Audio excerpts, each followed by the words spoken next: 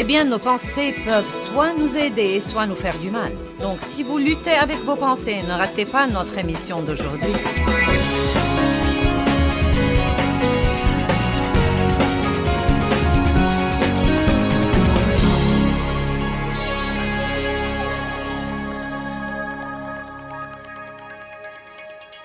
Que tout le monde dise « Je ne cache rien à Dieu ». Dieu vit en moi et il sait absolument tout.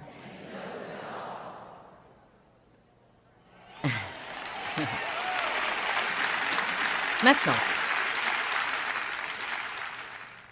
je ne vais pas lire tous ces versets car je veux vous parler d'autre chose. Mais Matthieu 5, 28 dit que l'adultère se commet dans le cœur. Ce qu'il ne faut pas, c'est regarder une femme pour la convoiter. Et je vous dis un mot là pendant que j'y suis. Toute cette pornographie absurde qui a lieu aujourd'hui, non mais c'est un piège du diable et vous feriez mieux de la fuir comme fuir la peste. Vous croyez que vous êtes à l'abri tant que vous regardez tout simplement et que vous ne touchez pas. Mais c'est une pensée trompeuse. Car si vous avez commis l'adultère dans votre cœur, c'est comme si vous l'aviez commise en réalité. La Bible dit que haïr son frère équivaut à l'assassiner. Vous feriez mieux de commencer à pardonner aux autres. Ne passez pas votre vie offensée. Oh, ce qu'on m'a fait est vraiment injuste. Oh, essayez de vous oublier. Essayez de comprendre ce que vous faites vous-même aux autres.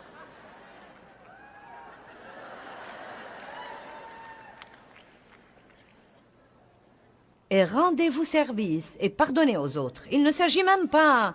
Dieu ne vous dit même pas que vous rendez un grand service à vos ennemis en leur pardonnant. Il se fiche pas mal du fait que vous soyez fâchés. Fâchez-vous contre quelqu'un pour 3 semaines et dites-lui « Je te pardonne ». Il ne saura pas de quoi vous parlez. Il dira « Pourquoi ?» Rendez-vous service. Ne vivez pas comme ça. Ne vivez pas tout le temps avec ce gâchis au-dedans de vous. Vous ne pourrez pas entendre Dieu avec ce gâchis ou être mené par le Saint-Esprit quand vous êtes rempli de soucis et d'anxiété et de crainte et de l'absurdité de vouloir plaire aux autres. Maintenant, je peux vous dire quelque chose. Si vous n'avez jamais prêté attention à ce qui se passe en vous, ça ne va pas s'arranger du jour au lendemain.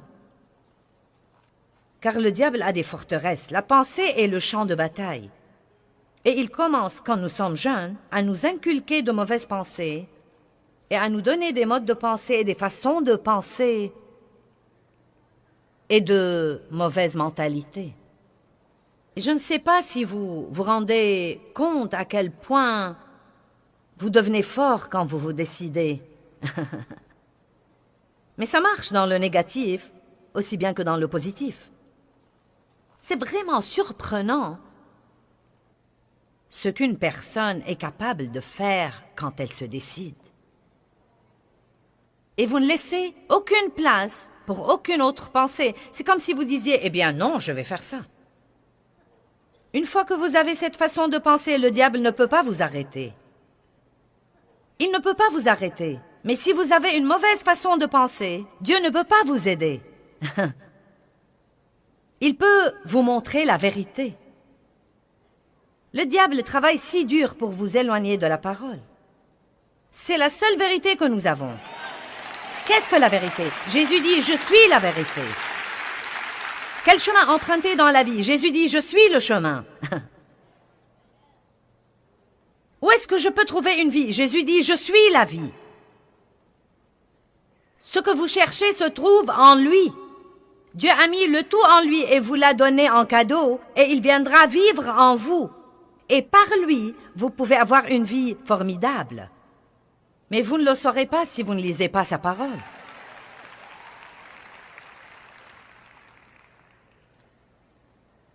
Je vous expliquerai quelques points à ce sujet dans un moment, car j'apprends tout le temps pourquoi les gens ont du mal à étudier la parole.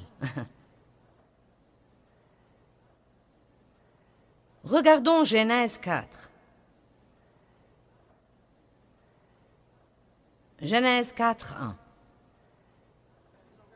Adam connut Ève, sa femme, elle conçut et enfanta Caïn, et elle dit, « J'ai formé un homme avec l'aide de l'Éternel. » Ensuite, elle enfanta encore son frère Abel. Abel faisait paître les moutons, mais Caïn cultivait la terre.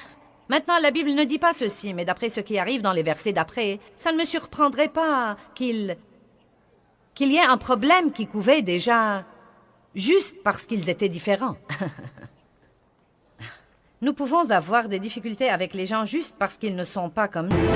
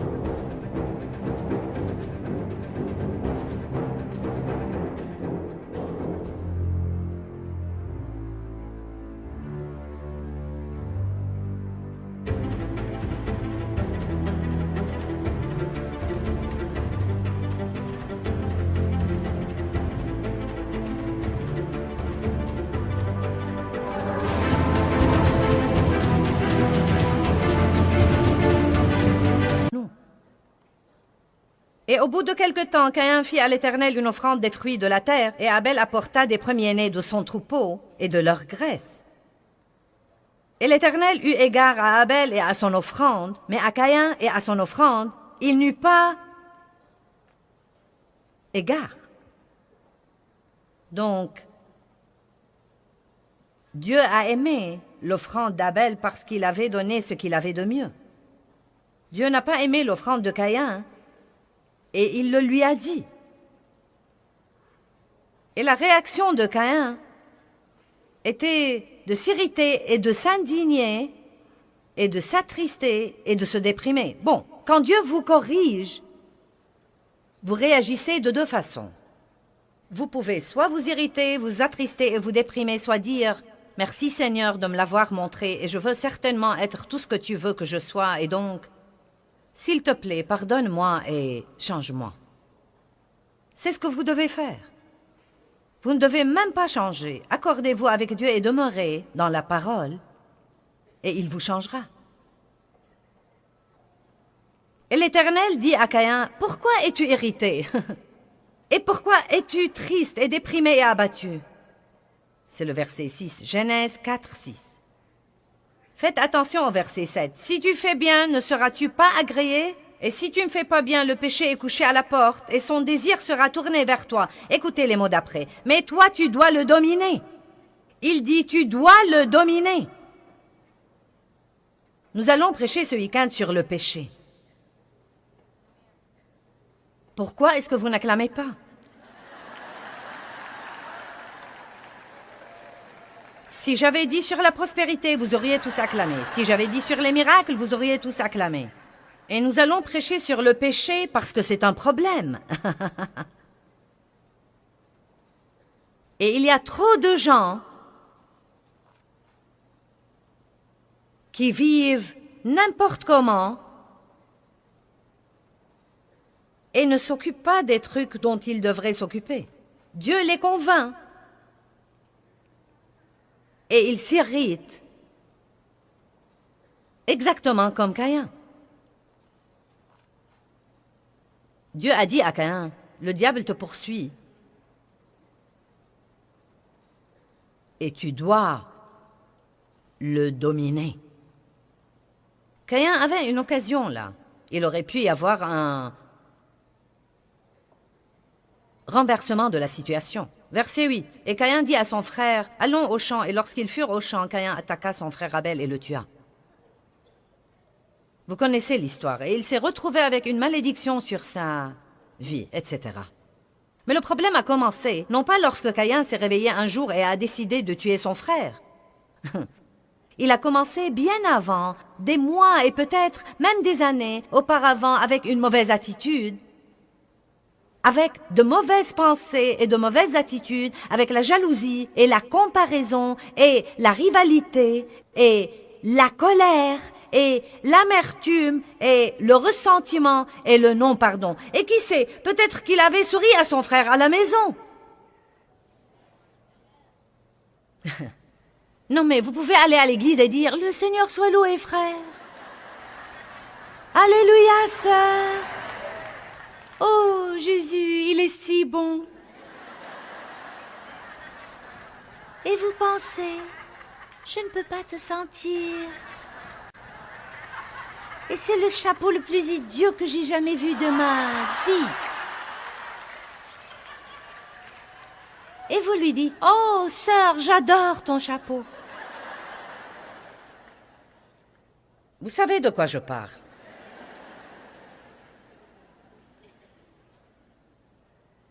Est-ce que Dieu aime la condition de votre pensée? Prenez la responsabilité de vos pensées. Plus vos pensées sont meilleures, plus votre vie sera meilleure. Plus vos pensées sont meilleures, plus le ciel sera content de vous. Choisissez vos pensées avec soin. Romains chapitre 8, versets 4 jusqu'à 6.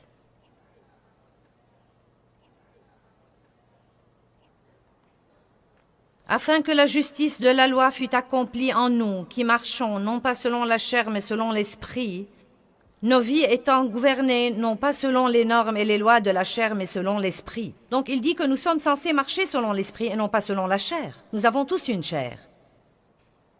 Il y a une nature de péché qui est là, mais si nous marchons selon l'esprit, nous n'accomplirons pas les désirs de la chair. Donc nous devons écouter Dieu et non pas nous écouter. Écoutez Dieu et non pas les gens. Car ceux qui vivent selon la chair et sont contrôlés par ses désirs impies pensent toujours aux choses qui font plaisir à la chair et les recherchent. Laissez-moi vous l'illustrer pour que nous puissions tous comprendre. Bien, Dieu m'a dit que je devais me remettre en forme et perdre du poids et faire de l'exercice. Bien, donc, je me conforme le lundi et tout va bien.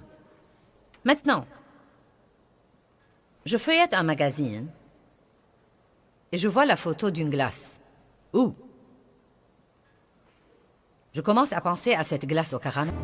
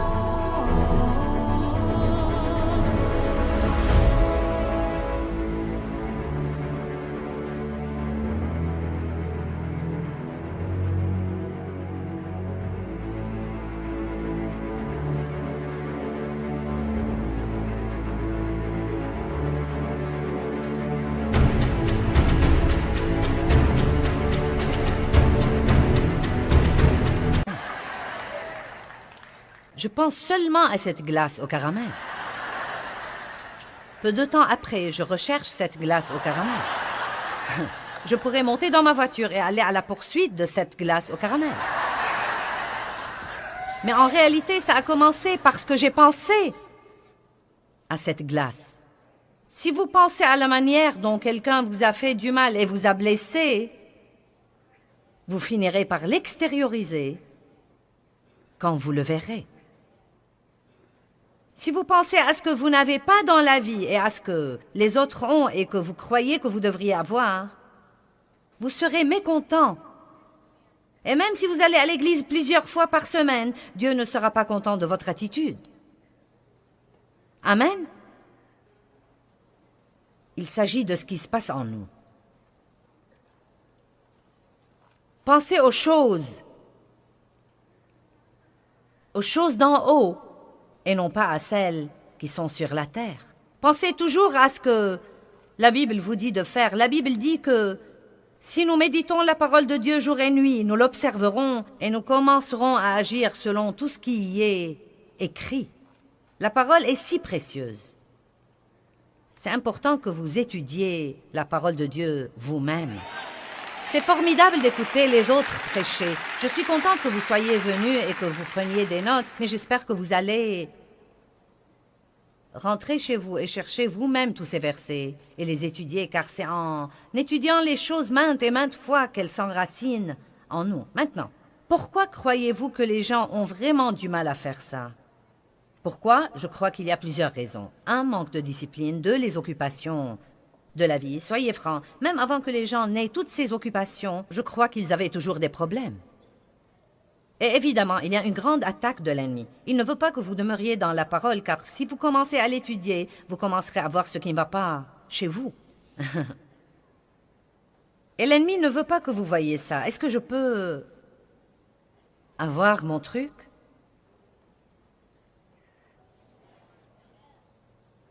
La Bible dit que la parole ressemble à un miroir. Et quand nous la regardons, nous voyons le Christ, mais nous voyons aussi ce que nous ne sommes pas. Oups, ça va.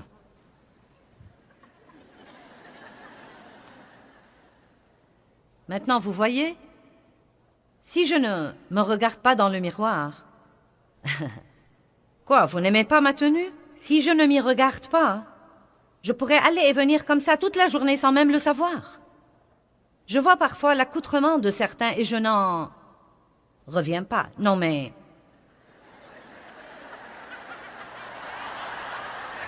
Non mais je pense... Vous ne vous regardez pas dans un miroir avant de sortir? Je ne veux pas être impoli, mais je vois une certaine femme chrétienne, peut-être même à l'église et... la moitié de sa poitrine qui traîne et je suis comme...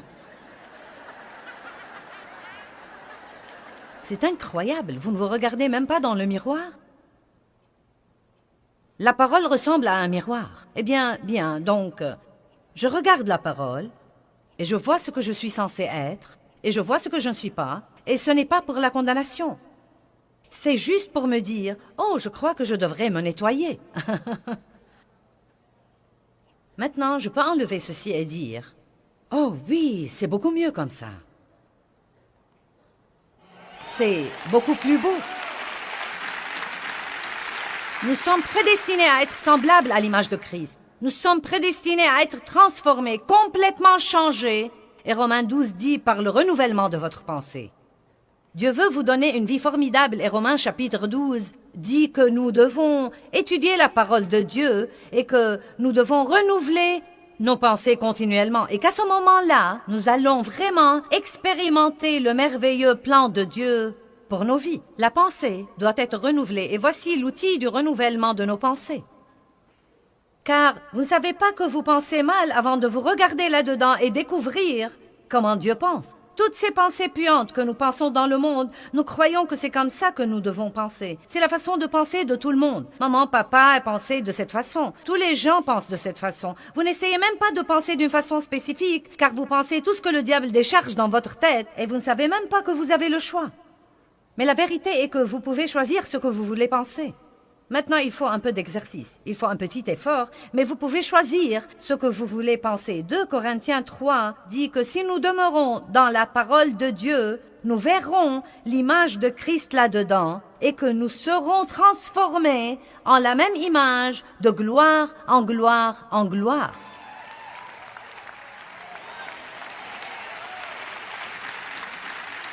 Maintenant, je veux que vous compreniez ceci parce que c'est très important. J'y ai pensé dernièrement.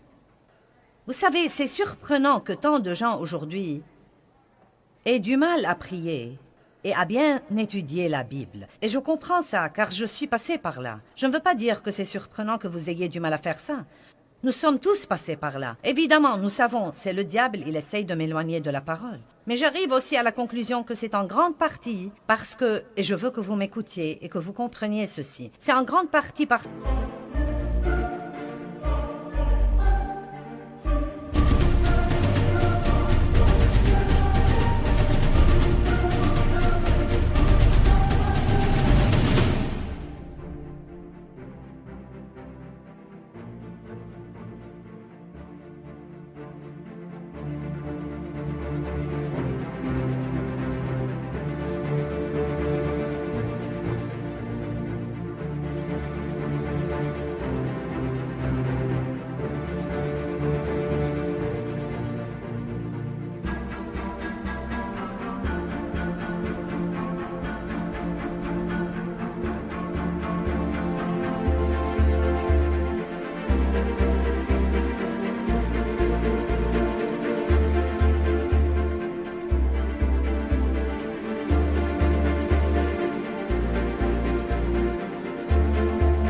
que nous avons une mentalité légaliste là-dessus, plutôt que de l'aborder avec une attitude de liberté et d'enthousiasme et de demander à Dieu de vous mener dans votre vie de prière et de vous mener également dans la manière d'étudier.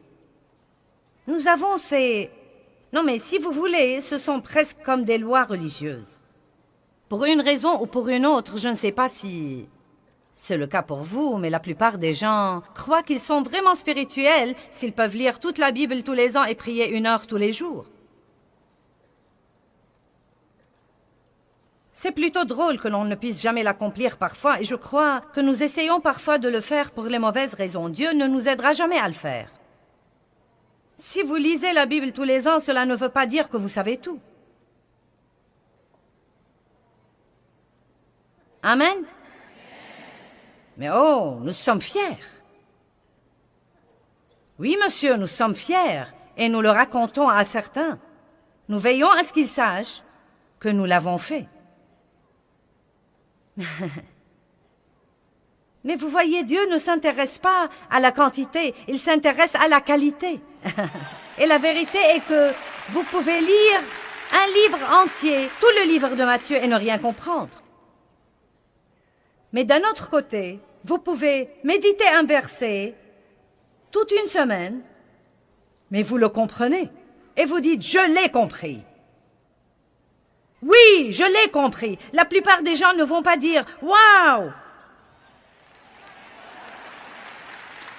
Un verset. Ouh, je veux que vous sachiez que pendant toute une semaine, j'ai lu ce verset. Maintenant, nous en aurions honte. Dieu n'exige absolument pas les mêmes choses de tout le monde, et soyez sûr qu'il ne s'attend pas à ce que tout le monde fasse tout ce qu'il demande de faire exactement de la même façon. Quelqu'un pourrait prier 3 heures tous les matins, et quelqu'un d'autre ne peut prier plus de 2 minutes chaque fois, mais il pourrait prier toute la journée. Vous savez, vous devez arriver au point où vous arrêtez de tout compter. Vous savez que David a en fait été maudit parce qu'il a compté le peuple. Et parfois, nous comptons beaucoup trop. Combien de fois ai-je prié? Combien ai-je lu? Combien de fois ai-je fait ceci? Combien ai-je fait cela? Et combien de fois suis-je allé à l'église? Pourquoi n'apprenez-vous pas à vivre avec Dieu et chaque fois que vous en avez l'occasion, vous essayez de lire la parole? Ce pourrait être un repas complet ou être un petit quelque chose. Cela pourrait être lire une page quand vous êtes dans la salle de bain. Est-ce que vous me suivez là-bas? Débarrassez-vous de toutes ces mentalités légalistes et de ces idées préconçues sur la manière dont vous devez faire ça. Vous n'êtes pas censé le faire comme Charles Finney le faisait, vous n'êtes pas censé le faire comme Billy Graham le fait, ou comme Joyce Meyer le fait, vous n'êtes pas censé le faire comme... Vous devez juste prier et laisser Dieu vous donner un plan pour votre vie et le suivre.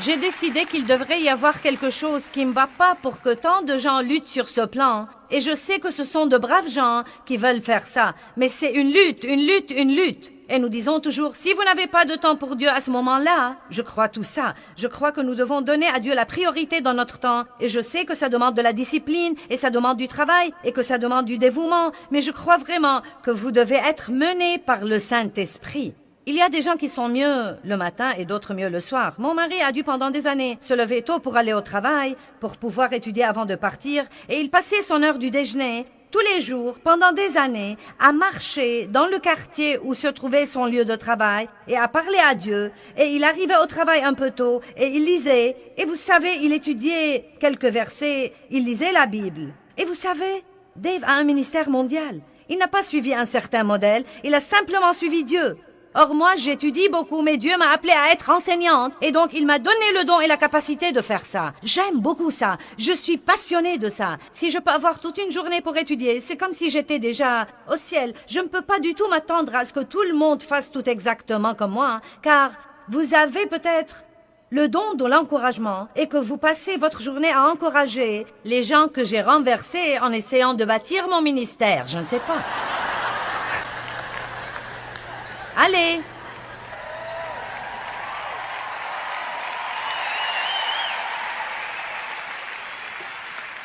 Maintenant, voilà ce qui arrive.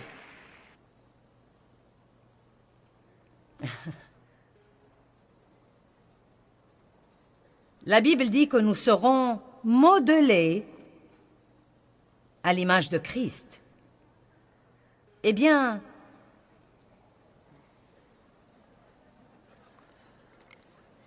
j'ai là ma pâte à modeler. C'est vous et moi.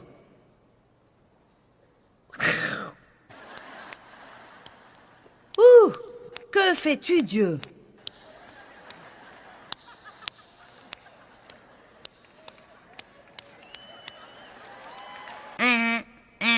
Bien, le voilà. C'est un exemple épouvantable, mais nous allons prétendre que c'est Jésus. Bien, regardez. Maintenant, c'est parti. Vous recevez le salut. Vous êtes...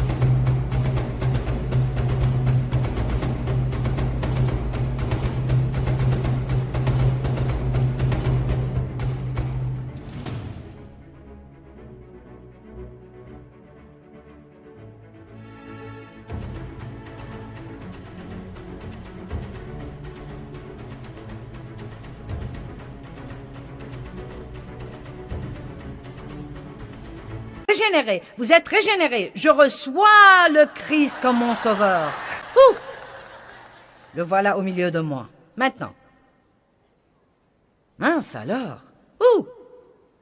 Maintenant, je commence à lire la parole.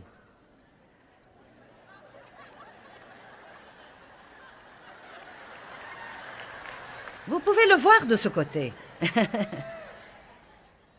Une très bonne vue d'ici, mais personne d'autre ne peut vraiment juger. Tu as un travail, Joyce?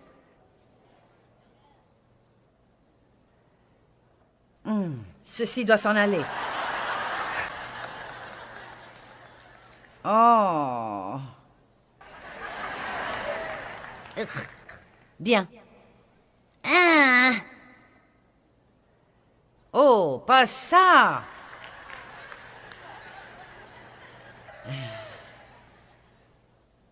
Et chacune de ces choses peut prendre 20 tours autour de la montagne dans environ 10 ans.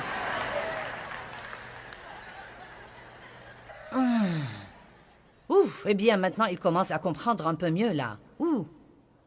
Ensuite, on n'a pas le temps de dire ouf. Là, vous ressemblez à Jésus.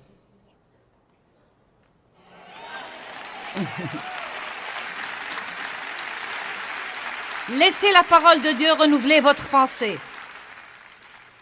Apprenez à bien penser. Apprenez à prendre position contre le péché et prenez la décision de vivre pour la gloire de Dieu.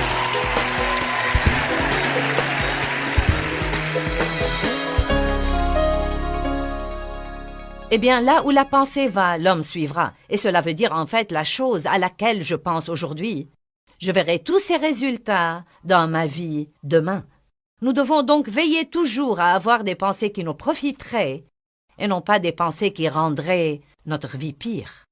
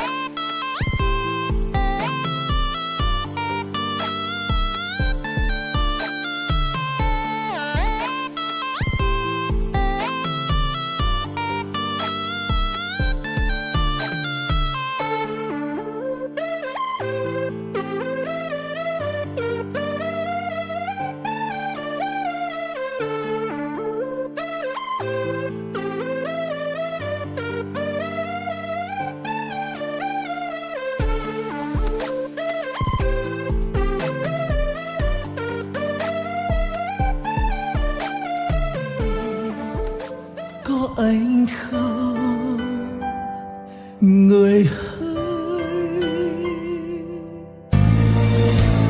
Bao đắm say ta có bên người còn đâu, làn tuyết trắng mùa đông khóc nhau, nhìn từng con phố ngày xưa vắng lặng,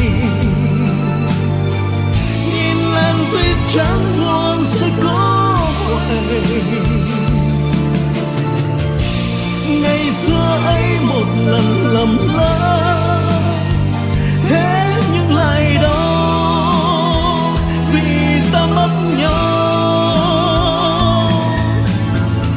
Người không thứ tha đời ta ngỡ ngàng, để cho thương nhớ về trong lỡ làng.